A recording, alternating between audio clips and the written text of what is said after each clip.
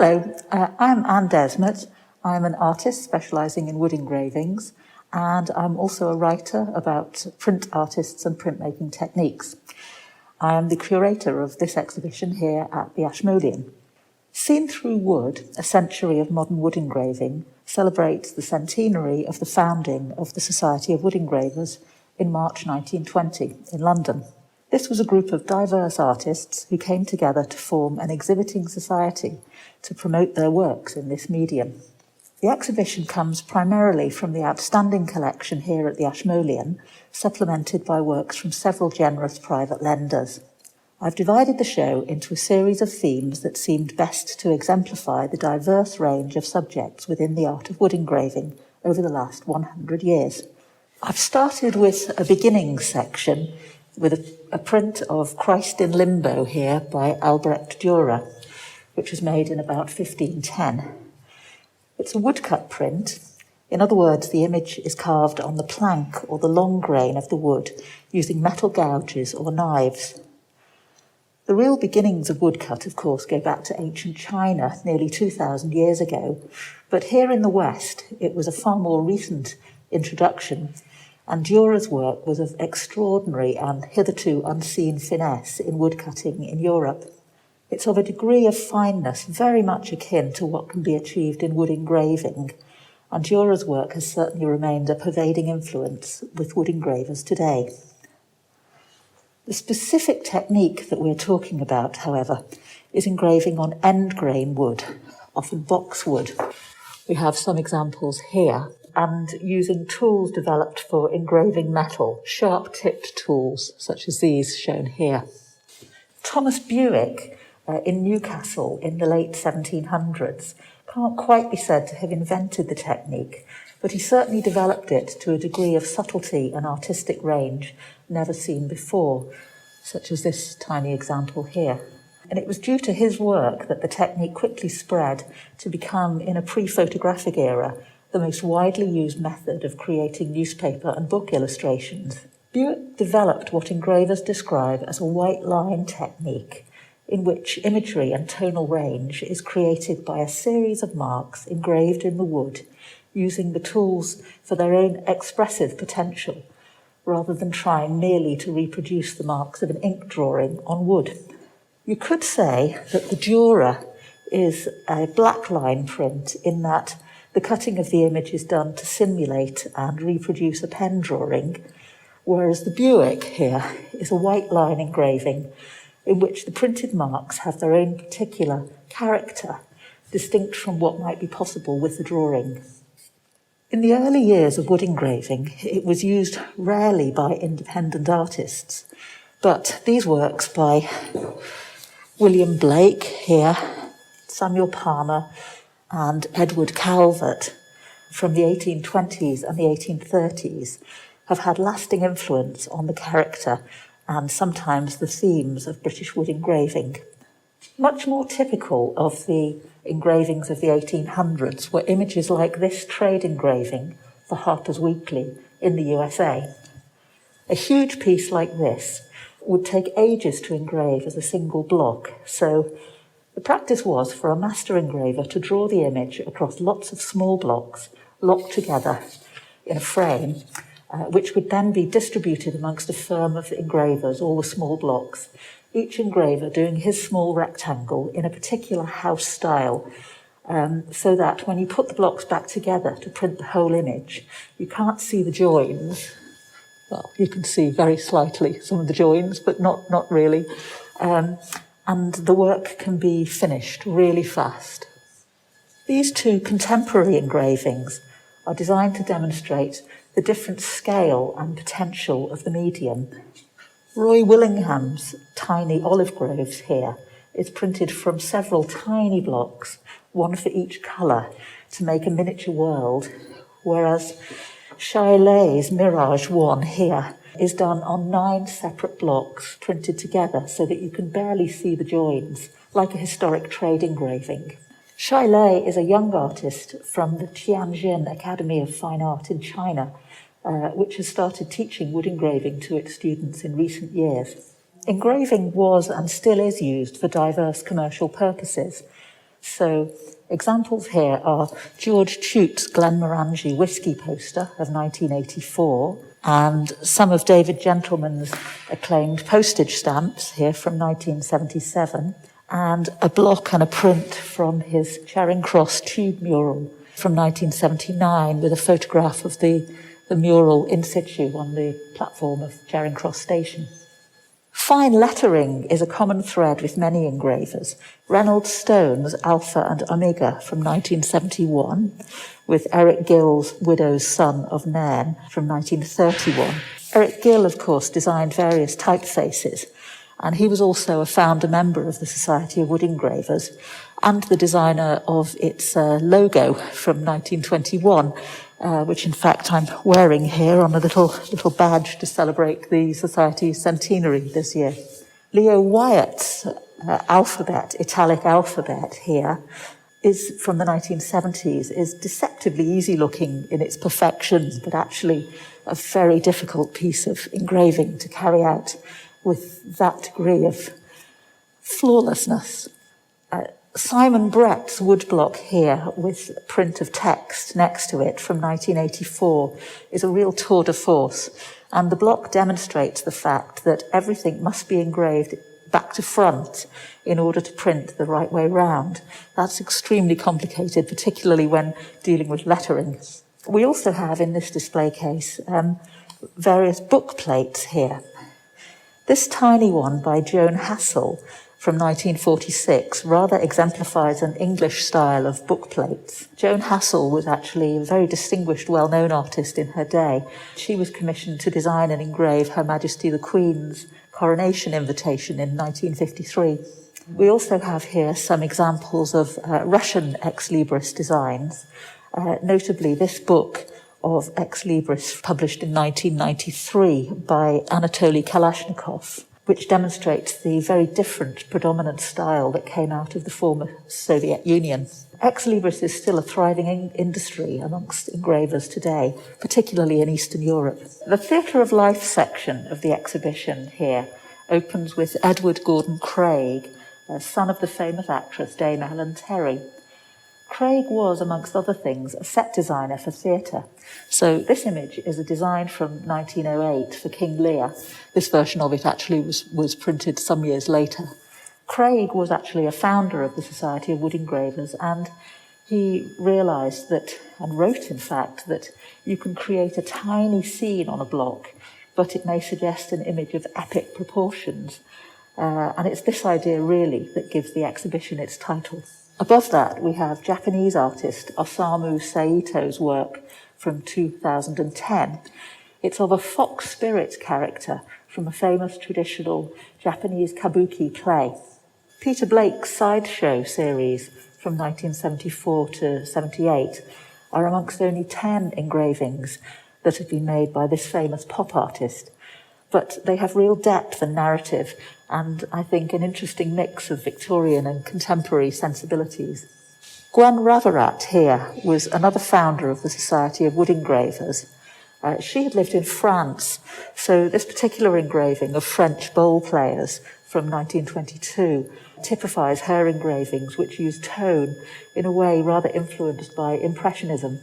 Ian McNabb, image here, in fact, both of these images are Ian McNabb, of Scottish ancestry, was the founder of London's Grosvenor School of Art, which produced renowned lino-cut artists of the 1920s. His engravings have a lot of the dynamism of the lino-cuts of Claude Flight, Lil Chudi, Cyril Power, and others, but Ian McNabb's works deserve to be much better known, I think. This one is at Le Sporting Bar from 1929. Claire Leighton was a British artist who emigrated to the United States, and she became a United States citizen, in fact. She's maybe best known for rural images of the farmer's year, such as images like this, and also images of the changing seasons. But I find this one in particular of a New York bread line in the Depression of 1932 completely riveting and highly topical. Tranquillo Marangoni is arguably the greatest Italian engraver of the 20th century. His works, such as this one from 1955, have a very strong and unique character. Harry Brockway here is a contemporary British stone carver and wood engraver, as demonstrated by the subject matter of this fine work from 2004. Here we have a sort of construction and destruction section of the Theatre of Life part of the exhibition. And it begins with one of Edward Wadsworth's dazzle ships here. This is Dazzle Ship in Dry Dock from 1918. And it's one of many dazzle ship camouflage prints that Wadsworth made during World War I. These were described as wood engravings in Albert Garrett's book, A History of British Wood Engraving from 1978, which was about the only book of the era. It was the sort of seminal tone for very many years. And I think Garrett described it as a wood engraving because he couldn't conceive that such fine cutting was possible on long grain wood. We don't actually know definitively if Wadsworth's works were all woodcuts or if some of them are actually engravings. He no doubt did know how to do both techniques, but he actually had a bonfire in his lifetime of pretty much all of his blocks, so we can't know for sure. I think it's more likely that this is a woodcut, but its cutting style has proved very influential on various wood engravers over the last 100 years, hence its inclusion here. Geoffrey Wales' Second World War wood engravings here reflect his experience of active service. Wales's engravings became extremely abstract as his career developed, and some of those abstract works are in the exhibition too. Gertrude Hermes is one of the greatest, if not perhaps the greatest engraver of the 20th century, and I have included quite a few of her works in this exhibition. This one is an absolute work of genius, I believe. It's called The Warrior's Tomb. It's from 1941, and it relates to an incident off the coast of Liverpool in 1939 when a submarine on a training exercise sank with 99 men on board. Hermes's block is made up of an awful lot of smaller blocks joined together and fashioned into a circle. Hilary Painter's block here, by contrast, is engraved on one large roundel of tree, with a composition inspired by the unusual shape of the block. This is called Tree with a Long Memory, and it's from 2003.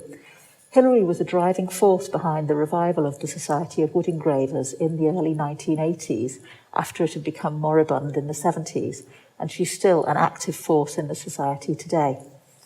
Chris Pigg here has a very contemporary subject that he engraved in 2010, and it's of the aftermath of a shooting incident that he witnessed from a flat in East London. It's an unusual but highly relevant subject in our times. So we have two cases here and this wall which comprise a storytelling section of the exhibition. And I guess the first piece in the story is this book by Lucien Pissarro. Lucien was the son of Impressionist painter Camille Pissarro, and Lucien settled in England and founded the Irani Press, which produced such gorgeous books as this one from 1909. So it's a bit earlier than the 100 years spanned by most of the rest of the show, but Pissarro was from a slightly older generation, born in 1863, and yet he was still a Society of Wood Engravers founder in 1920. He had a serious stroke in 1897, in fact, after which time his wife Esther engraved most of his blocks, probably including the ones that you see in this book. David Jones's Crucifixion from 1927 here owes a lot to the style of early woodcut chapbooks of pre-Jura Germany, but this is in fact wood engraving. Whereas Claughton Pellieu's Entombment here from 1931 is all about the play of light. Pellieu was actually supremely good at conveying a single light source, such as a candle or a lantern, like this shown here. Frans Mazariel, a Belgian artist, made highly influential novels without words, such as this one in the 1920s in the silent movie era. They were especially popular in Germany, but they influenced many other artists, including American artist Lind Ward. This is Lind Ward's 1930 book called Madman's Drum. And these books are perhaps the inspiration behind the boom in graphic novels and comics in the United States a few decades later. Eric Revilius's Cast Down from 1933 is one of several illustrations, this is another from the series, that Revilius made for a book of the famous tragedy of the Rich Jew of Malta from the historic play by Christopher Marlowe. Ravilius was an outstanding British engraver and designer whose influence is still strong today. He died in war service in 1942 in a plane on his way back from Iceland, so his career was cut rather tragically short. This engraving and the rest of the sequence are fantastic pieces of design and engraving, full of vitality and energy and pattern making, but the subject matter is deeply disturbing as it's clearly anti-Semitic. I included it because of its qualities as an engraving, though I am rather revolted by the subject. Simon Brett here was another driving force behind the Society of Wood Engravers revival in the early 80s, and these works show that Brett is a supreme engraving technician. This series is his Marcus Aurelius series from 2002 that was created for the Folio Society, and it shows the Roman emperor from youth to extreme old age, and each image is based on classical statuary. The tonal range and the sheer quality of engraving of these are absolutely astounding. John Lawrence here and Chris Wormel here have engraved contemporary covers and innards for these best-selling books by Philip Pullman in recent years, as has Andrew Davidson, whose works are shown here, for the Harry Potter series. So you can see from these that wood engraving is thriving here in the 21st century. So now we're in the natural world section of the exhibition, and we have here John Farley, and this print is called In My End Is My Beginning, and it's from 1943, and it's another tour de force, inspired by the Bible, Book of Revelations, and also by poems by T.S. Eliot. The cutting of this tree has such energy and vivacity, yet a vast amount of skilled control too. This tombstone here has a tiny little reference to El Greco's painting of the Agony in the Garden. And there's another faintly delineated head just here, which may be a Picasso reference. Interesting engraving. Peter Smith's engraving here is called The Great Storm, Fallen Tree from 1989.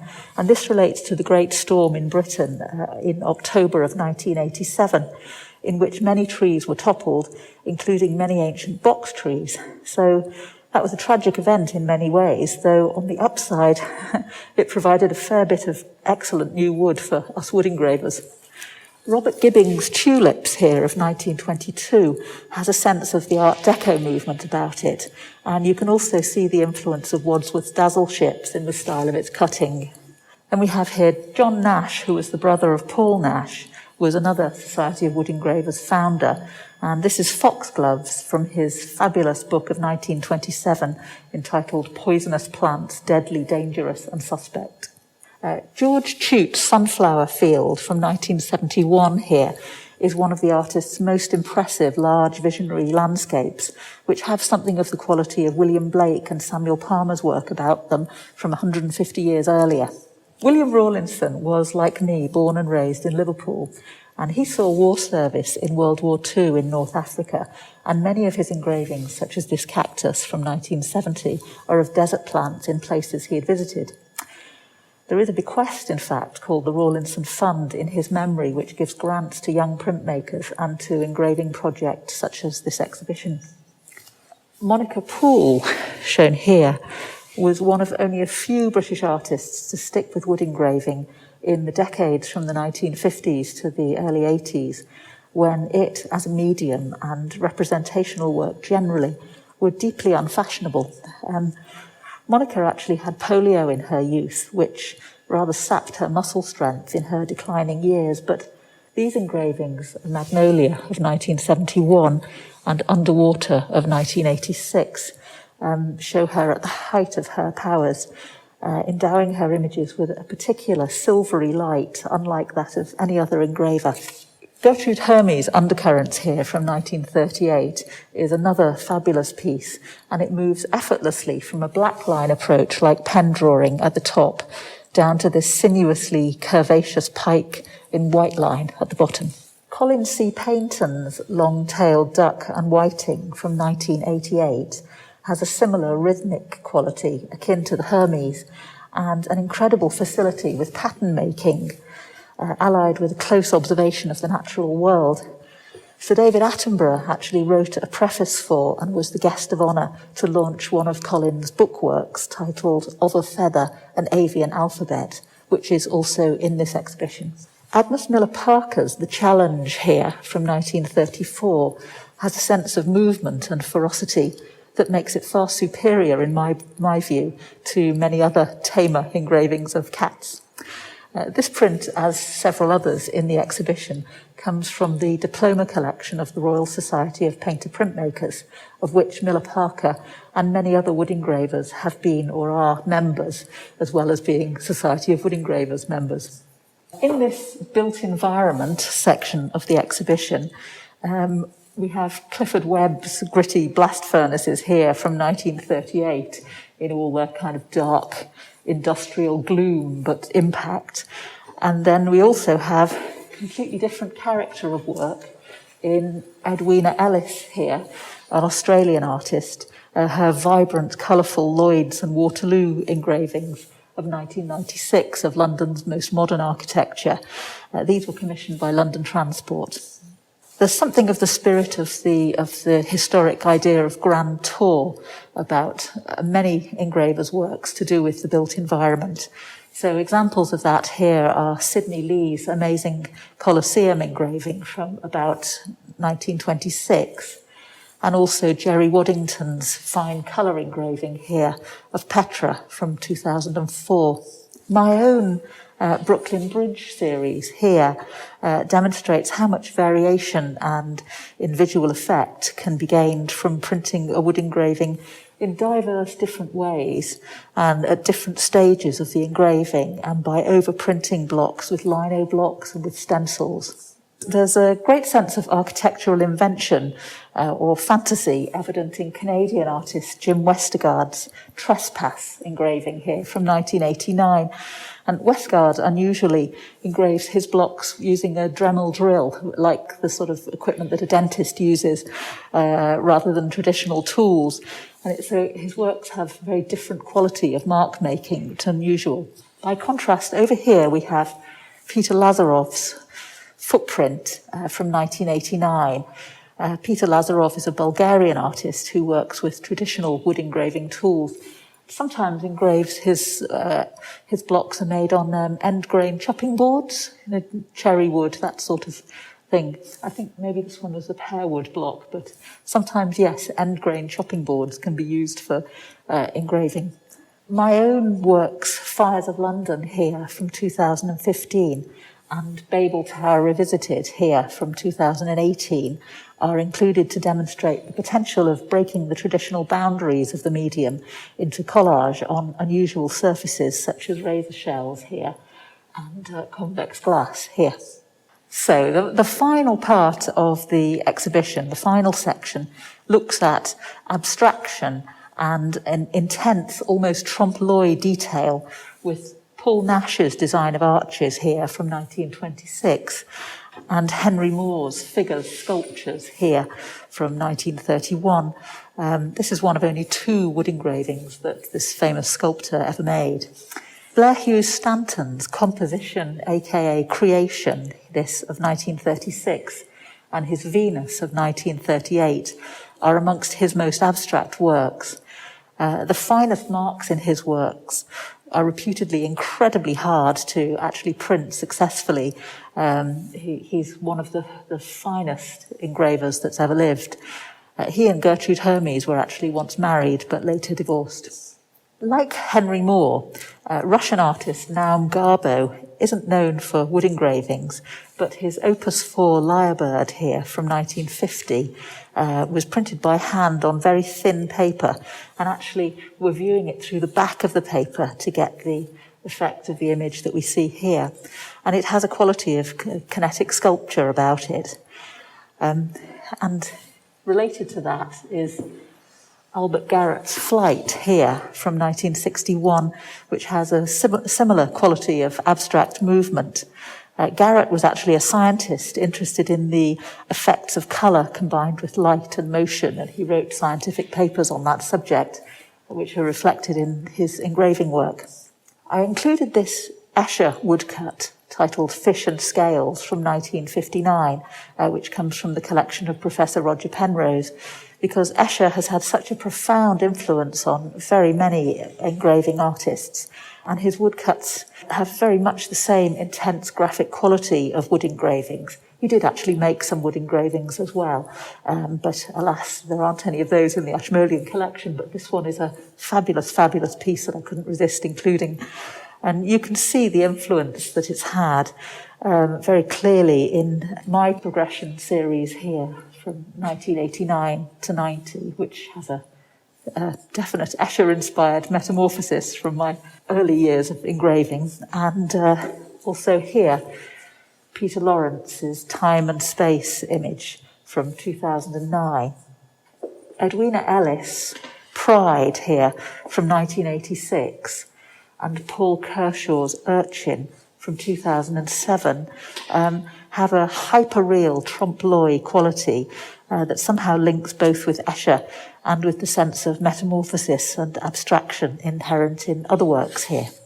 And finally, here's Geoffrey Wales' abstraction of a couple of rocks, which you can see reflected in the style of more of Peter Lawrence's work here.